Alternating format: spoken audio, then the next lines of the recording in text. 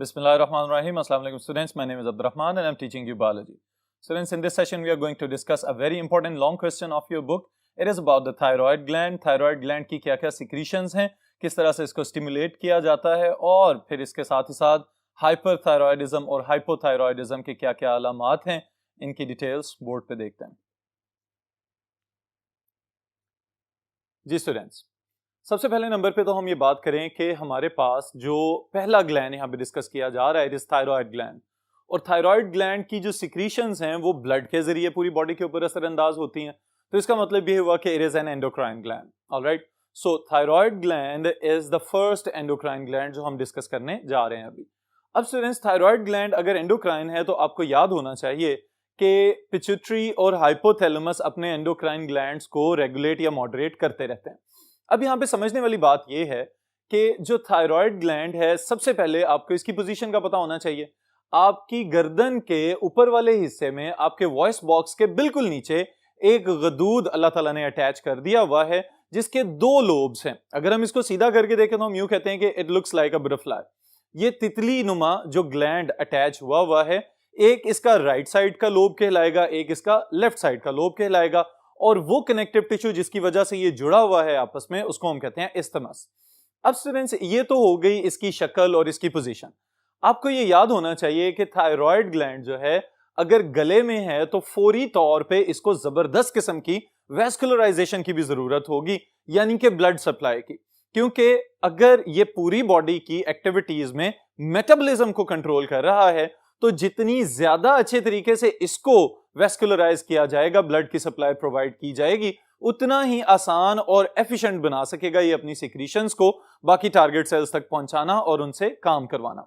Alright students, तो ये जो जनरल सी बातें हैं इसको बहुत ही आसान अंदाज में टू द पॉइंट मैंने यहाँ पे मेंशन किया है. आप लोग इन पॉइंट्स को फॉलो करते जाइएगा, आपको समझ भी आएगी और साथ साथ लिख भी लीजिएगा ताकि आपको लॉन्ग क्वेश्चन की तरतीब भी याद रह जाए. स्टूडेंट, सबसे पहले हम इसमें जो हेडिंग बनाएंगे इट इज पोजीशन, कि where does the thyroid gland lie inside the human body or the mammalian body. So it is situated below the larynx. Larynx क्या है? आपका वॉइस बॉक्स जहां से हमारी ये आवाज पैदा हो रही है. ऑलराइट, फिर उसके साथ ही साथ मॉर्फोलॉजी जो शक्ल है इसकी अगर हम बात करें तो it has two lobes, right lobe and the left lobe connected by isthmus, अभी जो मैंने आपके सामने एक्सप्लेन किया. फिर उसके साथ ही साथ स्टूडेंट्स अगली चीज जो है बहुत ही ज्यादा इंपॉर्टेंट है and it has the stimulation. अब स्टिमुलेशन के लिए ये बात याद रखें कि एक्सटर्नल स्टिमुलाई या इंटरनल स्टिमुलाई जितने भी हैं उन सब की जो सेंसरी रिसेप्शन है उसका इंचार्ज कौन है हमारी बॉडी में? That is hypothalamus. ऑलराइट, तो हाइपोथैलेमस को जैसे ही ये फील होता है कि बॉडी के अंदर एनर्जी लो हो रही है, बॉडी को सर्दी लगना शुरू हो गई है, बॉडी को गर्मी लगना शुरू हो गई है, या बॉडी के अंदर ओवरऑल भूख की सी कैफियत पैदा हो रही है, तो उस सूरत में स्टूडेंट्स आपका हाइपोथैलेमस स्विच ऑन हो जाएगा और वो थायराइड को स्टिमुलेट करने का एक पूरा पाथवे डेवलप कर लेगा. ये किस तरह से डेवलप किया जाता है? हाइपोथैलेमस के जो न्यूरोसिक्रीटरी सेल्स हैं they will release a specialised chemical known as thyrotropin releasing hormone और थायरोट्रोपिन रिलीजिंग फैक्टर. ऑलराइट, ये ट्रेवल करके आएगा ब्लड वेसल्स के नेटवर्क से towards the anterior lobe of the pituitary. Anterior lobe of the pituitary के अंदर फिर एक नया केमिकल सिंथेसाइज किया जाएगा that is known as thyroid stimulating hormone. Alright, TSH जिसको हम कहते हैं. अब ये जो थायराइड स्टिमुलेटिंग हार्मोन है ये एंटीरियर लोब ऑफ पिट्यूटरी से ट्रेवल करता हुआ आएगा और डायरेक्टली आपके थायराइड को स्टिमुलेट करेगा. ऑलराइट स्टूडेंट्स, अब जब ये सिक्रीशंस थायराइड तक पहुंचती हैं तो आपके जहन में एक कंसेप्ट को मजीद अच्छे तरीके से समझाने के लिए मैं थोड़ी सी डिटेल यहां पे डिस्कस करना चाहूंगा कि असल में जो थायराइड ग्लैंड हमें नजर आ रहा है, जब इसके अंदर हम देखते हैं स्टूडेंट्स तो हमें छोटे छोटे फॉलिकुलर स्ट्रक्चर्स नजर आते हैं जिनको हम थायराइड फॉलिकल्स कह सकते हैं. अब ये जो फॉलिकल्स हैं एक इनकी एपिथेलियम बनी हुई है, यानी कि जो बैरूनी लेयर है वो क्यूबॉइडल एपिथेलियल सेल्स पे मुश्तमिल होती है नॉर्मली. अब ये जो फॉलिकल्स नुमा स्ट्रक्चर्स हमें नजर आ रहे हैं, इन फॉलिकल नुमा स्ट्रक्चर्स की मेम्ब्रेन्स के ऊपर मौजूद हैं थायराइड स्टिमुलेटिंग हार्मोन को रिसीव करने वाले रिसेप्टर्स. अब ये फौरन उस रिसेप्टर को रिसीव करेंगे और फौरन थायराइड हार्मोन यानी कि थायरॉक्सिन बनाने की फिक्र में लग जाएंगे. ऑलराइट स्टूडेंट्स, अब यहां पे याद रखने वाली बात यह है कि how many types of secretions are secreted by the thyroid gland under the stimulation of the anterior pituitary. तो उसमें आप ये बात याद रखिएगा कि थायरॉक्सिन तो मशहूर जमाना थायराइड हार्मोन है उसके साथ ही साथ एक और T3 नाम की सिक्रीशन जिसे हम ट्राईआइडोथायरोनिन कहते हैं, और फिर एक और हार्मोन जो आमतौर पे थायराइड ग्लैंड के साथ मंसूब तो है, लेकिन इसको हम समझते हैं कि शायद ये कहीं और से ही पैदा होता होगा, इसको आपने भूलना नहीं है। This is calcitonin, also known as thyroid calcitonin. Alright students, तो कैल्सिटोनिन इसके नाम से पता चल रहा है इसका कैल्शियम मेटाबॉलिज्म के साथ कोई ना कोई ताल्लुक होगा। इस सेशन में मेनली हमारा फोकस रहेगा only on the thyroid secretions. Alright students, अब ये बात ज़हन में रखें कि जैसे ही ये थायराइड स्टिमुलेटिंग हार्मोन आके फॉलिकल सेल्स की मेम्ब्रेन्स के ऊपर मौजूद रिसेप्टर्स को एक्टिवेट करता है, तो हमें फॉलिकल्स की स्ट्रक्चर्स का भी पता होना चाहिए कि एक तो उसके एपिथेलियल सेल्स हैं। एपिथेलियल सेल्स की स्पेशलाइजेशन स्टूडेंट्स इस चीज में है कि इनका काम है कि जो ब्लड सप्लाई इर्द गिर्द मौजूद है उन ब्लड वेसल्स में से आयोडाइड्स को पकड़ना और बाद में आयोडीन में कन्वर्ट करके तो इनर कोर की तरफ भेज देना, यानी फॉलिकल का जो अंदरूनी हिस्सा है उसकी जानिब भेज देना। अब अगर हम फॉलिकल के अंदर देखते हैं तो हमें पता चलता है कि यहां पे एक फ्लूइड मौजूद है that is rich in a glycoprotein, और इस ग्लाइकोप्रोटीन के लिए स्टूडेंट्स याद रखिएगा कि इसका नाम है थायरोग्लोबुलिन। ऑलराइट, आपको उसके नाम से अंदाजा हो रहा होगा कि it is the protein that is produced by the thyroid. Alright, और है क्या? Globulin. So it is composed of globular proteinaceous structures. तो अब ये जो प्रोटीन है असल में इसके पास प्रिकर्सर मॉलिक्यूल्स होते हैं थायरोक्सिन बनाने वाले, और उन प्रिकर्सर मॉलिक्यूल्स को स्टूडेंट्स आपको याद रखेंगे टायरोसिन के नाम से। ऑलराइट, तो टायरोसिन एक मशहूर ज़माना अमीनो एसिड का नाम है। अब ये जो टायरोसिन है इसका बनाना या इसका अवेलेबल बनाना ही असल काम है टायरोसिन की प्रोडक्शन के लिए। अब टायरोसिन जैसे ही अवेलेबल होता है, बाहर से ब्लड में से क्या निकाला जा रहा है? आयोडीन निकाला जा रहा है। तो उस आयोडीन को इस टायरोसिन के साथ मिला के तो ये जो दो सिक्रीशंस जिनको हम T3 और T4 कहते हैं, तो इस पहेली को भी अगर हम सुलझाना चाहें तो आपके लिए कंसेप्चुअली बहुत आसान अंदाज में एक्सप्लेन करूंगा ताकि आपको ये याद रखना भी आसान हो जाए। जी स्टूडेंट्स, T3 और T4 के नाम की जो सिक्रीशंस हैं असल में ये किस तरह से बन रही हैं इसको भी समझ लीजिए कि पहले नंबर पे हमारे पास टायरोसिन है और एक आयोडाइड अगर इसके साथ या आयोडीन इसके साथ कंबाइन हो रहा है तो हम इसको कहेंगे कि दिस इज मोनोआयोडोटायरोसिन। ऑलराइट, अब ये जो मोनोआयोडोटायरोसिन बना है इसका मतलब क्या है कि एक टायरोसिन अमीनो एसिड है इसके पास और इसके पास एक ही आयोडीन अटैच हुआ है। लेकिन समटाइम्स ये भी देखा जाता है कि एक टायरोसिन के साथ दो आयोडीन्स अटैच हो जाएं तो उसको हम क्या कहेंगे? डाईआयोडोटायरोसिन। ऑलराइट, अब ये दो प्रिकर्सर मॉलिक्यूल्स बन जाने के साथ ही अब कॉम्बिनेशंस याद रखना आपके लिए बहुत ही आसान हो जाएगा। किस तरह से आप इसको याद रख सकते हैं स्टूडेंट्स कि देखें, एक MIT यानी कि मोनोआयोडोटायरोसिन और एक DIT यानी कि डाईआयोडोटायरोसिन जब कंबाइन होंगे तो मोनो प्लस डाई ये क्या हो गया? ट्राईआयोडोथायरोनिन मॉलिक्यूल आपका बन जाएगा, that is known as T3। Alright, और इसी तरह से अगर DIT combines with a DIT, diiodotyrosine combines with a diiodotyrosine, it becomes T4, that is generally known as thyroxine or tetraiodothyronine. All right, students. तो ये बन गई आपकी secretions. This is the general physiology that is going on within the thyroid gland. All right. अब ये जो secretion बनी है इसने बहुत सारे अहम काम आपकी बॉडी के अंदर संभाले हुए हैं, जिसमें से सबसे पहली चीज आप ये याद रखेंगे कि ये हार्मोन बन तो हमारी बॉडी के अंदर शुरू से ही रहा है, जब से आप पैदा हुए हैं तब से ही एक्टिव हो चुका हुआ है और कंटिन्यूअसली इसकी सिक्रीशन सिक्रीट होती चली जाती है हमारी बॉडी में। लेकिन अहम तरीन हिस्सा ये है कि वो कौन से आपकी पूरी लाइफ के अंदर वो लाइफ स्पैन या वो ड्यूरेशंस हैं कि जब इसकी सिक्रीशन मैक्सिमम होती है। तो उसमें स्टूडेंट्स पहला हिस्सा तो ये याद रखें कि इसका काम ग्रोथ को भी साथ साथ रेगुलेट करवाना है। तो आपकी रैपिड ग्रोथ फेज या रैपिड ग्रोथ पीरियड्स जो है लाइफ के, उनके अंदर इसकी सिक्रीशन मैक्सिमम हो जाएगी, हाई एक्टिविटी शो कर रहा होगा ये ग्लैंड उस वक्त। फिर उसके साथ ही साथ इन प्रेग्नेंट फीमेल्स प्रेगनेंसी के दौरान इसकी सिक्रीशन बढ़ सकती है, और तो और ये भी देखा गया है कि साथ ही साथ सेक्सुअल मैच्योरेशन या स्ट्रेस सिचुएशंस के अंदर भी इसकी सिक्रीशन में इजाफा हो जाता है।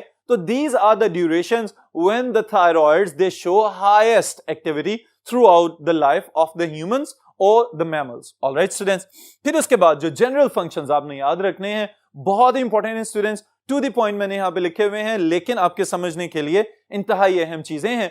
आप कंसेप्ट भी इसमें से ग्रैब कीजिए और फिर साथ ही साथ ये भी देख लें कि आपने लिखने किस तरह से हैं। पहला पॉइंट स्टूडेंट्स इसमें यह है, it controls the basal metabolic rate. अब ये जो बेसल मेटाबॉलिक रेट है ये क्या चीज है, इसको समझ लें। आप लोग एक टर्म से वाकिफ हैं स्टूडेंट्स, जिसको हम कहते हैं मेटाबॉलिज्म। ऑलराइट, अब ये जो मेटाबॉलिज्म की टर्म है इसको हम क्या कहते हैं? It is sum of all the chemical reactions taking place within the body. Alright, यानी एक जिस्म के अंदर जितने केमिकल रिएक्शंस हो रहे हैं एक वक्त में, उन तमाम केमिकल रिएक्शंस के मजमूए को हम क्या कहते हैं? मेटाबॉलिज्म। लेकिन यहां पे हमने मेटाबॉलिज्म के साथ क्या अटैच कर दिया? Basal metabolism. तो इसका मतलब ये है कि थायराइड ग्लैंड आपको जिंदा रखने के लिए जितनी एनर्जी चाहिए वो कम से कम रेंज ऑफ एनर्जी को भी कंट्रोल करना थायराइड का काम है। ऑलराइट, यानी कि और आसान करें अगर हम इसको, तो आप यूं समझ सकते हैं आपके जिंदा रहने के लिए जो मेटाबॉलिक रेट चाहिए वो मेंटेन करना भी थायराइड का काम है। तो सबसे पहला काम क्या कर रहा है? बेसल मेटाबॉलिक रेट को मेंटेन कर रहा है।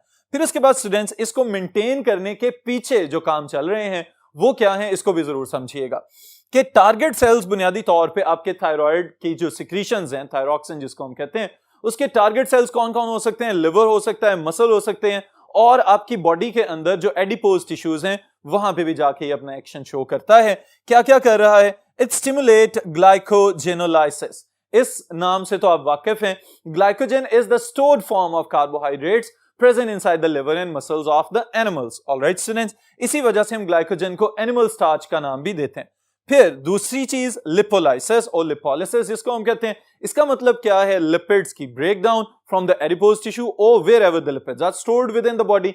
जब आपको एनर्जी की जरूरत है या हीट की जरूरत है और आपके पास फूड का इनटेक नहीं चल रहा, तो जो आपके रिजर्व्स लिपिड्स की फॉर्म में है उनको तोड़ के और वहां से एक काम किया जाएगा, that is known as gluconeogenesis. Alright, gluconeogenesis क्या है? नए कार्बोहाइड्रेट्स बनाना, नए ग्लूकोज मॉलिक्यूल्स बनाना, और फिर उन ग्लूकोज मॉलिक्यूल्स को भी बनाने का मकसद क्या है कि बाद में इनको रेस्पिरेटरी एक्टिविटी में शंट किया जाएगा और फिर उसके बाद इनको तोड़ के इनमें से एटीपीज बनाए जाएंगे और फिर एटीपीज को तोड़ के हीट एनर्जी पैदा की जाएगी। अगर स्टिमुलस कोल्ड था तो इस हीट की वजह से आप नेगेटिव फीडबैक के थ्रू अपनी बॉडी के टेम्परेचर को फौरन कंट्रोल करना शुरू कर देंगे।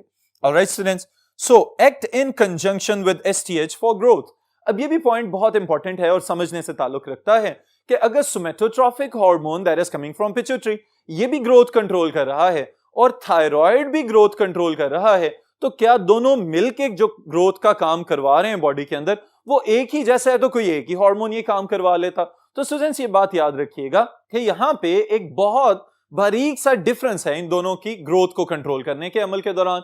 वो डिफरेंस क्या है कि जो सोमेटोट्रॉफिक हार्मोन है वो प्रोपोर्शनेट ग्रोथ करवा रहा होता है, यानी कि जिस लिहाज से आपके इंटरनल ऑर्गन्स ग्रो कर रहे हैं उसी स्पीड के साथ उसने स्केलेटन की ग्रोथ को भी कंट्रोल करना होता है।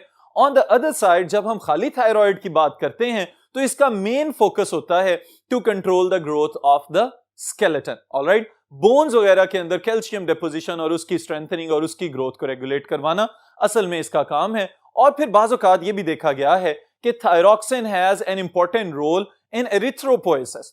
और एरिथ्रोपोएसिस क्या होता है? Formation of the new red blood cells. इसकी स्टिमुलेशन में भी थायरॉक्सिन का इंपॉर्टेंट रोल देखा गया है। ऑलराइट स्टूडेंट्स, तो these are the functions of the thyroid gland. फिर उसके बाद एक बहुत इंपॉर्टेंट चीज, और वो ये कि लोअर वर्टिब्रेट्स के अंदर यानी कि एम्फीबियंस में भी देखा गया है कि thyroxine plays a very significant role. किस तरह से सिग्निफिकेंट रोल प्ले कर रहा है स्टूडेंट्स?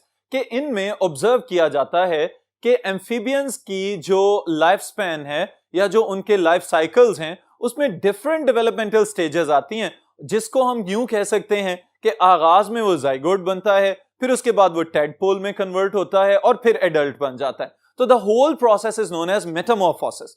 अब स्टूडेंट्स, ये जो मेटामॉर्फोसिस का अमल है, इस अमल को कंट्रोल करना भी एम्फीबियंस के थायराइड ग्लैंड का काम है। अगर यूं किया जाए कि किसी टेडपोल में से यानी कि फ्रॉग के छोटे बच्चे में से जो भी एक्वेटिक लाइफ गुजार रहा है उसमें से थायराइड को रिमूव कर दिया जाए, तो पहले नंबर पे तो वो किसी किस्म की एक्सटर्नल स्ट्रेस के साथ कोप करने के काबिल नहीं रहेगा, यानी सर्दी गर्मी वगैरह वो कंट्रोल नहीं कर पाएगा।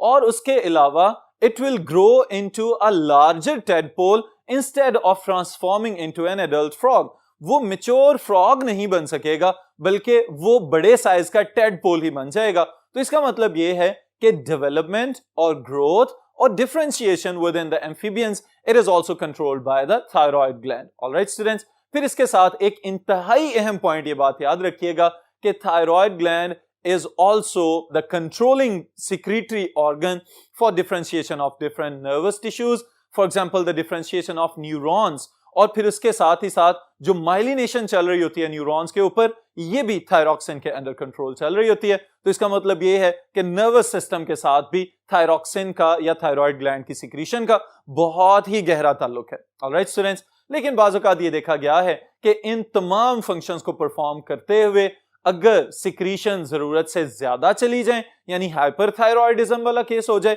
या फिर सिक्रीशन जरूरत से कम हो जाए, हाइपोथायरॉयडिज्म वाला केस हो जाए, तो कुछ एबनॉर्मेलिटीज ऑब्जर्व की गई हैं, जिनमें से 2-3 एग्जांपल स्टूडेंट्स इस सेशन में हम डिस्कस करेंगे।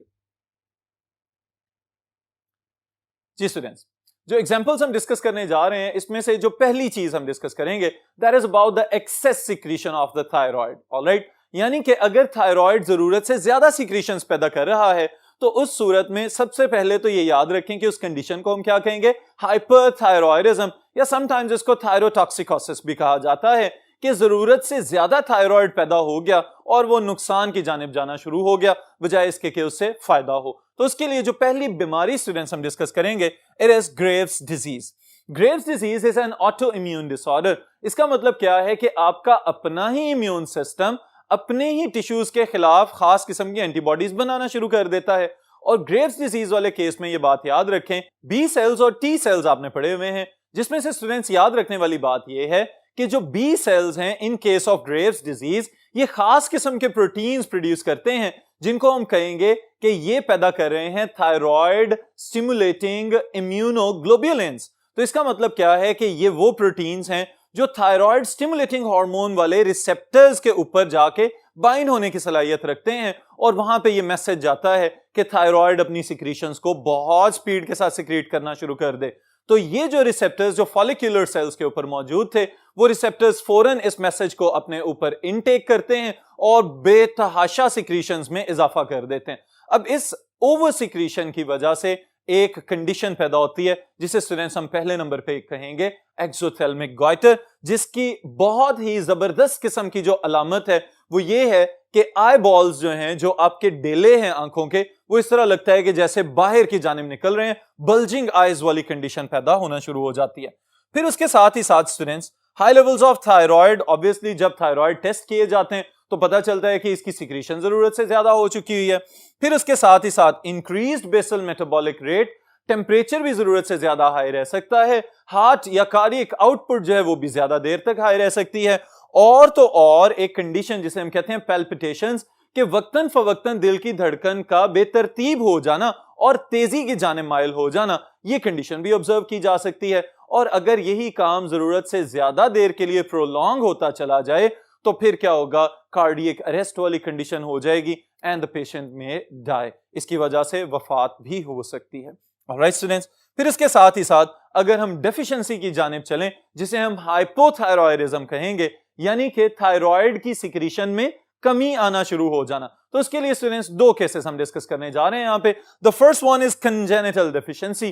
पैदाइशी तौर पे बचपन से ही अगर थायराइड की सिक्रीशन में कमी हो जाती है तो उस कंडीशन को हम कहेंगे क्रेटिनिज्म। ऑलराइट स्टूडेंट्स, और क्रेटिनिज्म की बुनियादी तौर पे पहचान क्या है, लैक ऑफ द थायरॉक्सिन, के थायरॉक्सिन की कंसंट्रेशन में बहुत ही नुमाया कमी देखी जा सकती है। फिर उसके साथ ही साथ अलामात जिसकी बुनियाद पे आप पहचानेंगे कि these are the symptoms of the cretinism, उसमें क्या नोट किया गया है, एबनॉर्मल डेवलपमेंट ऑफ इंडिविजुअल। सबसे पहली चीज यही कि ग्रोथ और मेटाबॉलिज्म और differentiation of the nervous system, ये सारे बेसिक काम चूंकि थायरॉक्सिन करवा रहा है, तो इसका मतलब है कि ये सारे फंक्शंस मुतासिर होंगे और इसी की वजह से ओवरऑल डेवलपमेंट खराबी की जानिब जाना शुरू हो जाएगी।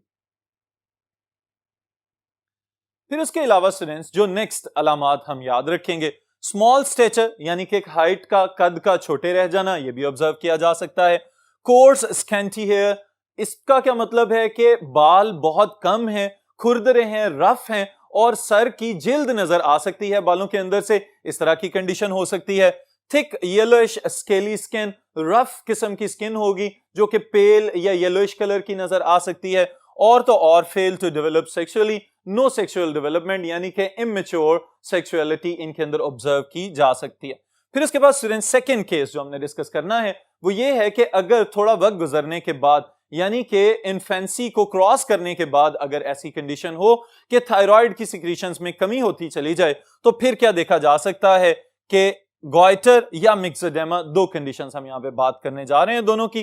पहले नंबर में गॉइटर, जिसे आप उर्फे आम में गिल्लड़ के नाम से जानते हैं, और ये मशहूर जमाना बात है स्टूडेंट्स कि आयोडाइज्ड सॉल्ट इस्तेमाल करें अपनी खुराक के अंदर, ताकि आयोडीन की जो आपकी डाइट के अंदर अगर कमी है तो उसको ये नमक पूरा करना शुरू कर देता है। आयोडीन की कमी की वजह से थायराइड की ओवरऑल सिक्रीशंस कम होना शुरू हो जाएंगी, और जब हाइपोथायराइडिज्म की बात करेंगे तो इसका मतलब ये होगा स्टूडेंट्स कि अब बॉडी के वो तमाम फंक्शंस जो थायराइड कंट्रोल कर रहा था वो ठीक तरीके से मुकम्मल नहीं किए जा सकेंगे। ऑलराइट, फिर इसमें क्या देखा जा सकता है, स्वेलिंग ऑफ नेक, यानी गर्दन के अगले हिस्से में एक बड़ा उभार बनता हुआ नजर आए जिसे हम गिल्लड़ कहते हैं। और फिर उसके साथ ही साथ मिक्सोडेमा वाली कंडीशन में क्या नजर आ सकता है, deposition of excess fat, increased weight, puffiness of hands and skin, पिलपिला हो जाना या फूले हुए नजर आना जल्द का चेहरे के ऊपर और हाथों के ऊपर खास तौर पे, bodily and mental processes are retarded. तो इन तमाम अलामात का मतलब क्या है